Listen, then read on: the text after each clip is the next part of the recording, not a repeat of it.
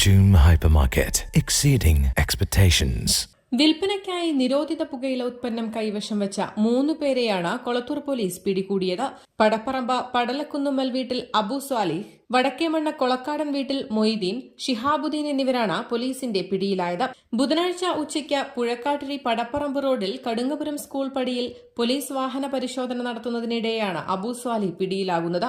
ഇയാളുടെ സ്കൂട്ടറിൽ സൂക്ഷിച്ച ഹാൻഡ്സ് പാക്കറ്റുകൾ കണ്ടെടുക്കുകയായിരുന്നു. പ്രതിയെ ചോദ്യം ചെയ്തതിൽ നിന്ന് ഹാൻഡ്സ് ലഭിച്ച ചട്ടിപ്പറമ്പിലെ ഗോഡൌണിനെ കുറിച്ച് വിവരം ലഭിച്ചു. തുടർന്ന് നടത്തിയ പരിശോധനയിലാണ് ഷിഹാബുദ്ദീനും ഗോഡൌൺ ഉടമ മൊയ്തീനും പിടിയിലാകുന്നത്.